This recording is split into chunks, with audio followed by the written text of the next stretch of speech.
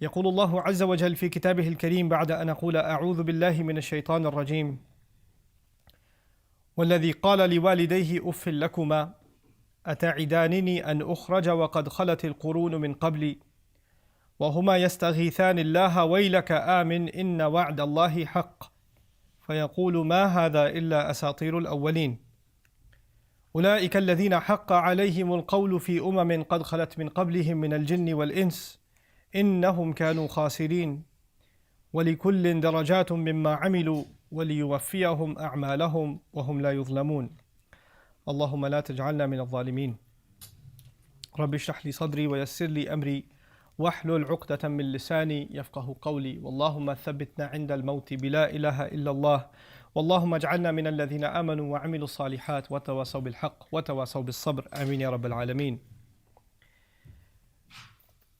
Today's khutbah is inspired by an overwhelming number of parents that I have had conversations with. And I've had these conversations with them here in the United States, here in our local community.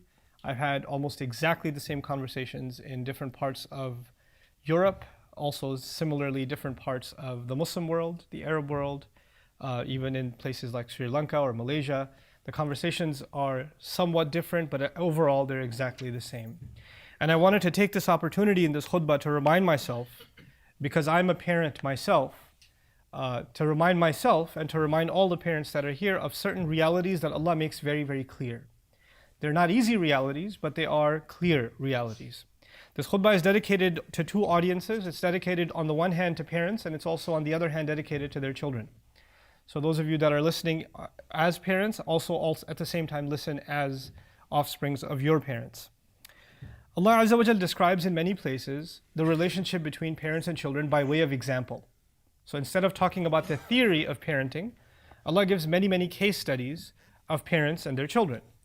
And so you have some amazing examples. For instance, you have the case of Ibrahim alayhi salam, whose father, and some argue uncle, but linguistically it's still father, Azar, builds idols. He's actually the source of a lot of the idol worship in his town, and his son grows up to be the great leader of the concept of Tawheed and the Iman in Allah Azza wa Jal, that all the faiths, all the monotheistic faiths attribute themselves to in one way or the other.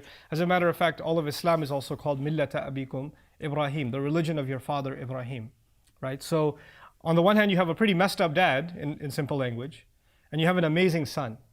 And it's not like the son had an amazing environment, a supportive environment where his Iman fostered and things like that. It was a pretty corrupt environment. Everybody around him is worshipping idols. There's nobody who thinks like he does. As a matter of fact, he stands alone and he's considered kind of a rebel, when he criticizes these idols, and he's kicked out of his house also. So the first thing that I wanted to highlight in this example is that one's Iman, a young man's faith or a young woman's faith, according to Allah Azza wa Jal, isn't always only dependent on their environment. A lot of times we blame the environment. Well, what can we do? We're living in America. What can we do? They go to public school. What can we do? They're in a bad situation. So of course they're going to get impacted by that. Yeah, that's true to an extent, but there's a reason Allah gave us these examples. This is the journey of Ibrahim alayhi salam before he became a prophet. Revelation is a later situation. First and foremost, he starts questioning and exploring and starts criticizing things that are happening around him. What that tells us is Allah Azza wa Jal enabled human beings, each and every one of them, regardless of what environment they're in, regardless of what situation or what society they're a part of, to think for themselves.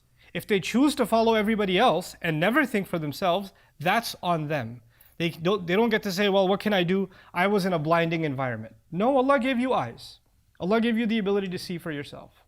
But on the flip side of this, you also have other instances. And to me, one of the most unique instances is the case of Yaqub alayhi salam, who has, you could argue, two sets of children, good kids and bad kids. It's the same father, and though some have tried to argue this, I think it's completely inappropriate to think that Yaqub alayhi salam is anything short of a great father. He's a prophet, and prophets are known for their fairness, for their goodness, for their ihsan to all people, especially their own family. So it's unimaginable for us to think that he was a good father to Yusuf, and maybe to Binyamin, the youngest one, and he was not such a good dad to the other sons. That doesn't make any sense. He's a father, and he's doing his best to raise his children. And he's actually later on if you study Surah Yusuf carefully, he's even giving good counsel and good advice to those sons that rebelled against him. So there's no reason to think he had a double standard. The point I'm trying to make is, he as a father and as a head of a household, as a parent, did everything he could to provide a good environment and a good education to his children. And yet the results that came are completely different. They're actually polar opposites. On the one hand, and what makes it even more interesting, is that Yusuf alayhi salam was separated from him at a very early age. And so he no longer has a good influence. Yusuf alayhi salam no longer has a parental influence as he's becoming a young man, as he's growing up in a society. We learn Allah Azza wa Jalla had given him a lot of good looks. Allah had given him intelligence, high intelligence, great character. But he's living in a corrupt society in the house of a politician.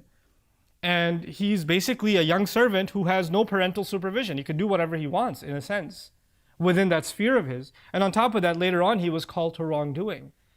So he's in one bad environment, and by the way, from there, he ends up even in a worse environment inside a prison.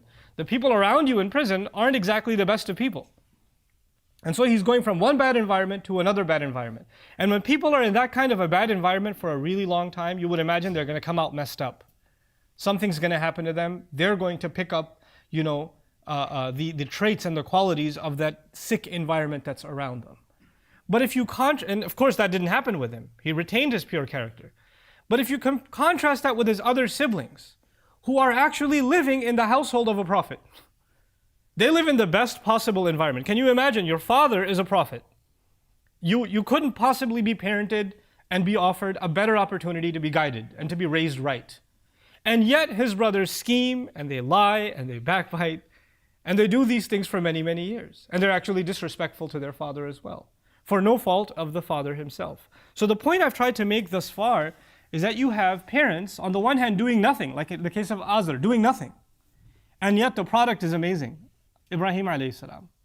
On the other hand, you have the case of Yaqub alayhi salam, who does everything. And the product is sometimes awesome, like Yusuf alayhi salam, or not, like the other siblings, who for many years were in rebellion. When you study the end of Surah Al-Kahf, you find some interesting case studies. First, you find a story of young men who have a career, they make a living by fishing, by going out at sea.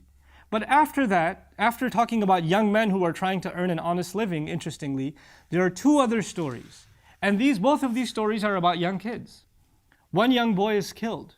And the reason given later on is actually this child, when he grew up, he was going to be a terror and a horror to his parents. And it's interesting that what we are told about his parents is أَبَوَاهُ مُؤْمِنَيْنِ كَانَ أَبَوَاهُ مُؤْمِنَيْنِ صَالِحَيْنِ. His parents were both righteous, good believers. So these were two good parents who were going to raise a child to the best of their ability, and he was going to be a horror for them. He was going to give them a really hard time in life. Okay? طُغْيَانًا وَكُفْرًا, Qur'an will describe it as. Rebellion and disbelief. He's going to leave Islam, and he's going to be a horrible rebel against his parents, even though they did nothing wrong in raising him. On the flip side of it, you have a couple of orphaned boys who we don't know anything about.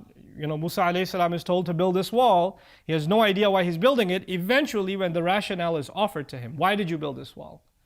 It's actually about these boys whose father was a good man. وَكَانَ أَبُوهُمَا صَالِحًا. Their father was a good man who died a while ago. Now these kids are orphaned. They're being raised on the streets.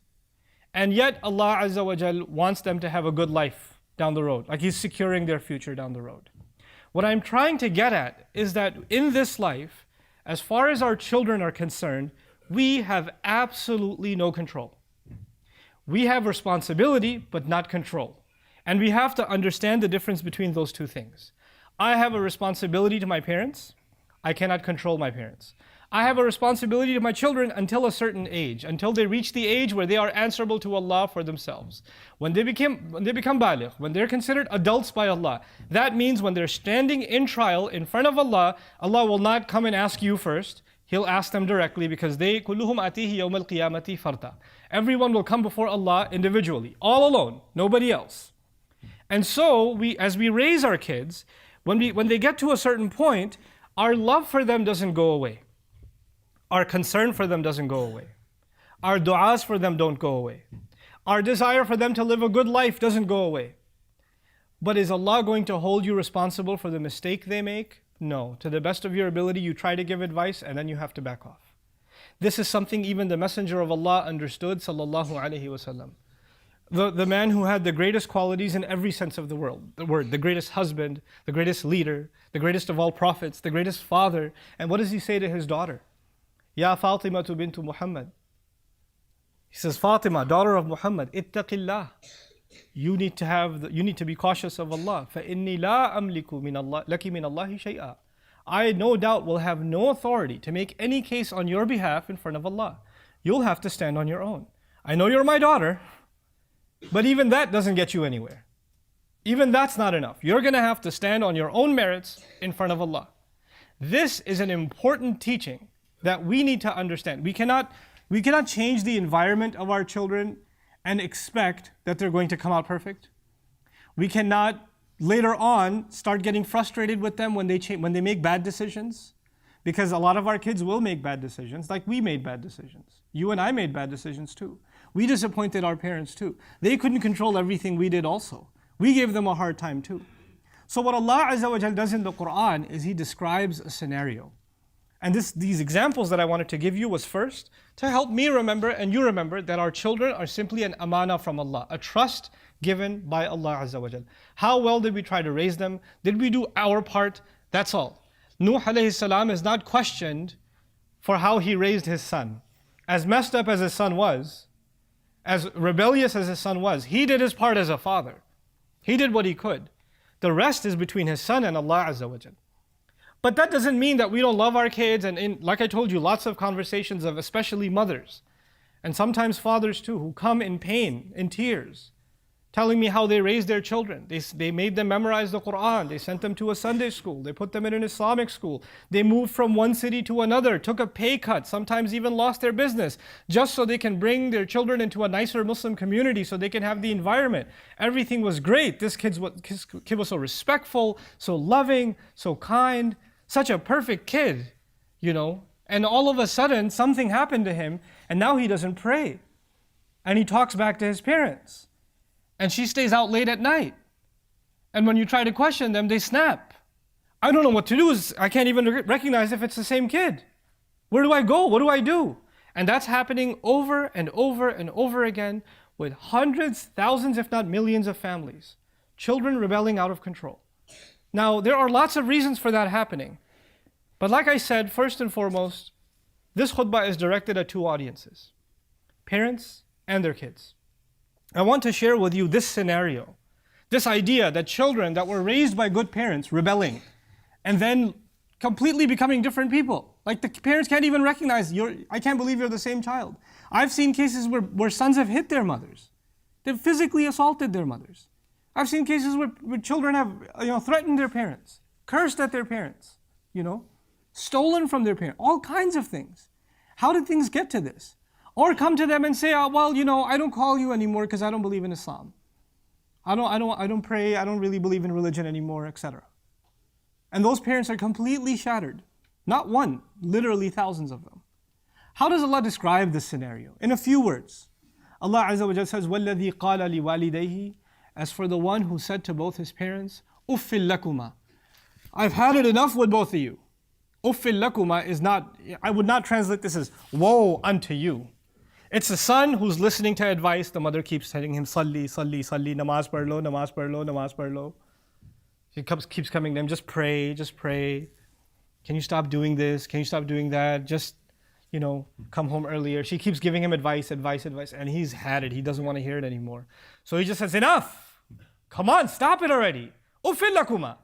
Both of you, I've had it. Ata'idanini an ukhraja? You keep promising me that I'm going to come out of my grave? وَقَدْ خَلَتِ الْقُرُونُ مِنْ قَبْلِ. So many people have died before. Nobody comes back. Get over this whole hell, heaven thing. Let me live my life. I just want to live my life. I just want to be happy, okay? Why are you guys always talking to me about, okay, fine. If I have to burn in hell, it's my problem. What do you have to do with it? And slams the door and walks out. This is the scene. It's not a new scene. This is happening for thousands of years. And so what do the parents do? وَهُمَا يَسْتَغِيثَانِ اللَّهِ. They're begging. The mother is crying at night, praying in tears. Ya Allah, my child, my son, my daughter, what do I do? She used to wear the hijab. She used to memorize the Qur'an. Now she's completely become a different person. I don't even know what she's up to. where she goes, who she hangs out with. I found drugs in her room. She smelled like alcohol the other day. Ya Allah, what do I do? Yastaghithanillah. Istighatha actually means when a town is desperate, it hasn't had any rain, and it's drought, it's dying in drought, and people desperately turn to Allah for a miraculous rain. Huma yastaghithanillah means they're asking for a miracle from God Himself. Change something in my life, help me with this. And then they turn to this boy and say, Waylaka amin. Curse you! Believe! The parents have had it too. They can't keep giving soft, loving advice. Wayl is not a soft word to use. It's actually one of the names of one of the worst places in hell. But outside of that, in Arabic literature, wayl is used as a horrible, horrible curse against somebody. And when they say waylaka, curse you in a sense, damn you, why are they saying that? This child, this most beloved thing of, product of their love, this child that they raised with so much sacrifice and so much concern, the ones you love the most can cause you the pain the most. This child has caused them so much pain that at this point, instead of making dua for them, it's just the ugliest words even come out of the parent's mouth. Even parents start saying horrible, horrible, horrible things out of frustration. Mothers have done it, fathers have done it. In the heat of an argument with their children, just said some really terrible, terrible things. Qur'an captures it. Waylaka, amin. Believe. Why don't you believe? Why can't you just be a normal kid? Why can't you be like everybody else? Why can't you be like Yusuf? Why do you have to be like this? And this kid, by the way, it's remarkable that Allah captures reality not in idealistic terms. He captures it in pragmatic, like exactly how things play out. He turns back and he says, فَيَقُولُ مَا هَذَا إِلَّا أَسَاطِيرُ الْأَوَّلِينَ. This is nothing but old stories. Can you stop? Can you stop giving me the old stories? The mother starts quoting an ayah from the Qur'an, or telling him about this prophet, or telling him about this hadith. Or he says, can you keep this old stuff to yourself? I don't need this anymore. Thank you very much. I don't want none of this. You keep these stories and you tell them to somebody who cares. Tell them to somebody who's interested. Subhanallah. مَا هَذَا إِلَّا أَسَاطِيرُ الْأَوَّلِينَ. And some of you, as you are listening to this, you've actually experienced something like this. You've lived it. Some of you are living in that horror in your homes. Every time the son walks in, there's an argument between the parents and the children. My first address is to the children. Understand that when you're doing this and you think you're fighting for your happiness, you're in some unique situation that nobody understands you. Allah understands, and the crime you've committed against your parents isn't a small one. That is not a small crime. أُولَٰئِكَ الَّذِينَ حَقَّ عَلَيْهِمُ الْقَوْلِ. Those are the people that the word, meaning the verdict of punishment, is rightfully deserved by those young people. فِي أُمَمٍ قَدْ خَلَتْ مِنْ قَبْلِهِمْ مِنَ الْجِنِّ وَالْإِنسِ. This is the same story for all kinds of nations of jinn and human beings. Rebellion has always been there. إِنَّهُمْ كَانُوا خَاسِرِينَ. They've always been losers. You will not win in life. You will hurt your parents. You'll rebel against them. You'll run away from them. You'll do whatever you feel like doing, thinking, I'm just living my life, let me breathe. You'll never find happiness. You'll always be a loser. You'll always find yourself in loss because of the suffering you caused your parents. It's okay for you to have doubts. It's okay for you to question, why are we following this religion? That's fine. But the way in which you dealt with your parents was merciless. They gave you love, care, and mercy, and you gave nothing but pain in return. إِنَّهُمْ كَانُوا خَاسِرِينَ. And you may not be like the example that was just given. So what does Allah Himself do? وَلِكُلٍّ دَرَجَاتٌ مِمَّا عَمِلُوا. And for everybody is according to the degrees that they did. In other words, some people are extremely rebellious. Some people are somewhat rebellious. Some people are not praying anymore. Or some people are doing some haram things in life and they're rebelling. Some people have left Islam altogether. And now are cursing Islam and cursing the Prophet and cursing the Qur'an. That's happening too. According to the degree of your crime, Allah will deal with you. So even though Allah has given one scene, in a sense the worst case scenario, doesn't mean everybody fits in this scenario. Allah Himself acknowledges that and said, وَلِكُلٍّ دَرَجَاتٌ مِمَّا عَمِلُوا وَلِيُوَفِّيَهُمْ أَعْمَالَهُمْ وَهُمْ لَا يُظْلَمُونَ. They're going to be compensated fully for whatever they did. They're not going to be the ones that are wronged. But now I turn my attention, as I close, to the parents that may be going through this kind of suffering. May Allah Azza wa Jal protect all of our parents from ever having to see these difficult days. But first and foremost, this is a reality that even prophets were not spared. Nuh alayhi salam had to face it. You have Yaqub alayhi salam had to face it, right? Ibrahim alayhi salam was terrified of it, even though he has fantastic sons. He was terrified of it. He made dua about it. وَجْنُبْنِي وَبَنِيَّ أَن نَعْبُدَ الْأَصْنَامِ. Keep me and my children forever from ever falling into the worship of idols. That's the dua of Ibrahim alayhi salam. So it's not like we're ever going to be free from that concern. But I will tell you one thing. In the ayah, there's an ishara, there's an indication. When your son is 18, 19, 20, 25, 28, 30, he's an adult.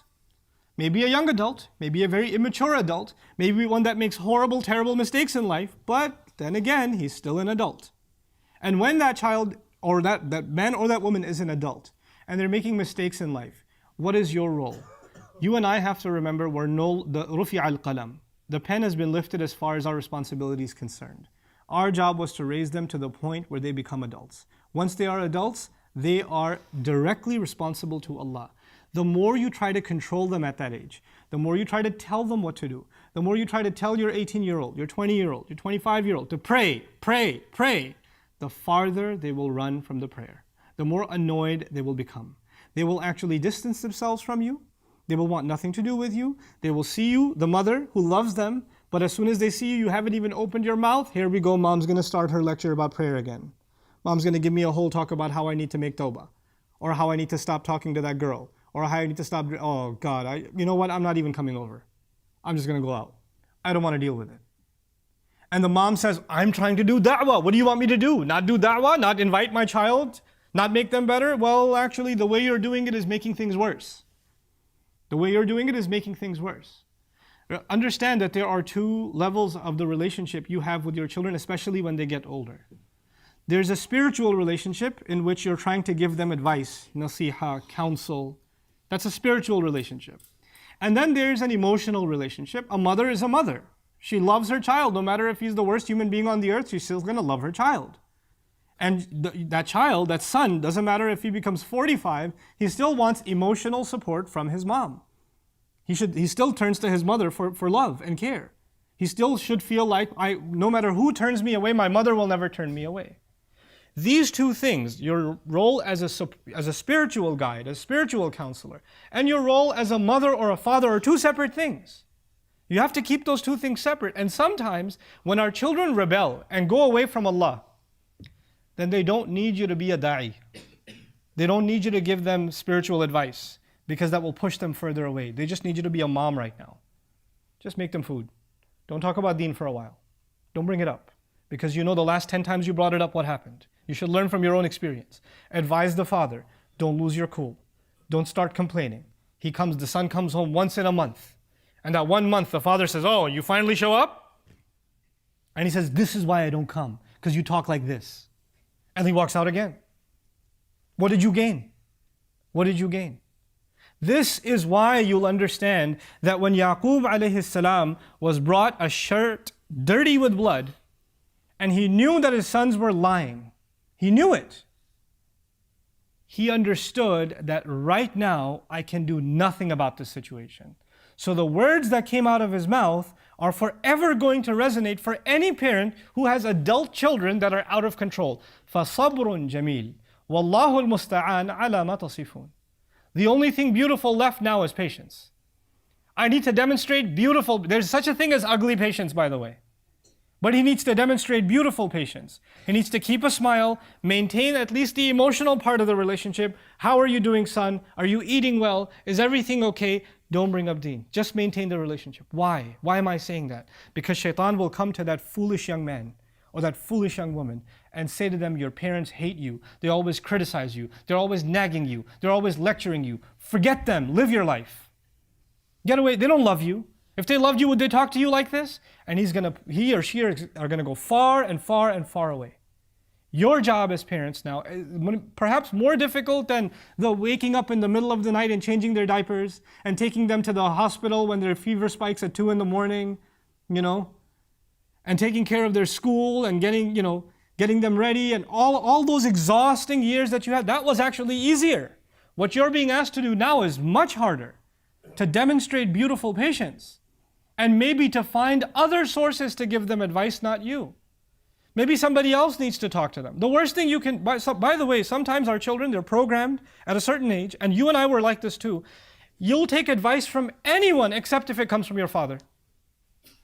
If it comes from your father, you're annoyed before he even opens his mouth. You're agitated. Your mother says, watch this video. Listen to this sheikh. Listen to this. Oh God, here she goes again. I don't want, there are people who come up to me. I hate you, they tell me. I hate you. I'm like, what did I do? Because not you. My mom makes me watch your videos all the time. I can't stand you. Please don't make me make your kids watch my videos. Please don't. I'm telling you. You're pushing them further away.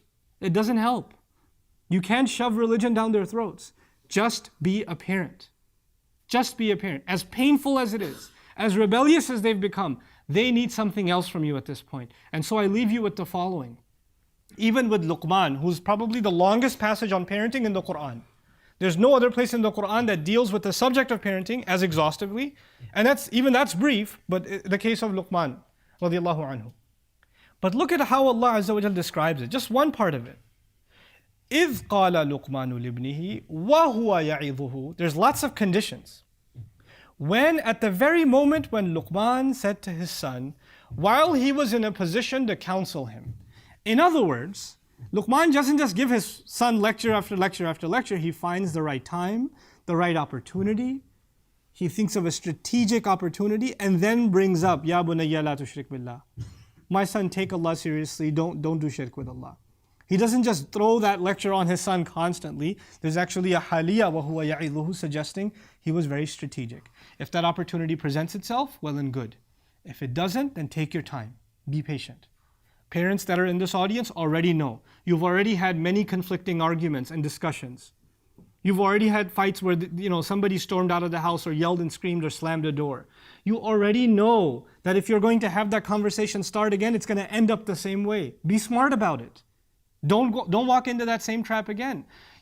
I never want to be the kind of parent that has to say, Waylaka amin. To get to the point where I lose it and I start cursing and I start yelling and screaming at my children. And I never want to hear from my children, this religion is nothing but old stories. And they're not saying it because they disbelieve in religion. They're saying it because they're annoyed with their parents. They can't take it anymore. This conflict, this tension needs to be brought down. May Allah Azza wa Jal make us wiser parents and more obedient children. May Allah Azza wa Jal soften the hearts of both parents and children towards Allah's deen. And may Allah Azza wa Jal ease the suffering of the families that are having problems with their children. And may Allah Azza wa Jal give the children the sense and the guidance to come back and make tawbah. Barakallahu li wa lakum fil Qur'an al-Hakim wa nafa'ani wa iyyakum bil ayati wa dhikr al-Hakim. الحمد لله وكفى والصلاة والسلام على عباده الذين اصطفى خصوصا على أفضلهم وخاتم النبيين محمد الأمين وعلى آله وصحبه أجمعين. يقول الله عز وجل في كتابه الكريم بعد أن أقول أعوذ بالله من الشيطان الرجيم إن الله وملائكته يصلون على النبي يا أيها الذين آمنوا صلوا عليه وسلموا تسليما اللهم صل على محمد وعلى آل محمد كما صليت على إبراهيم وعلى آل إبراهيم في العالمين إنك حميد مجيد اللهم بارك على محمد وعلى آل محمد كما باركت على إبراهيم وعلى آل إبراهيم في العالمين إنك حميد مجيد. عباد الله رحمكم الله اتقوا الله إن الله يأمر بالعدل والإحسان وإيتاء ذي القربى وينهى عن الفحشاء والمنكر ولذكر الله أكبر والله يعلم ما تصنعون. أقم الصلاة إن الصلاة كانت على المؤمنين كتابا موقوتا.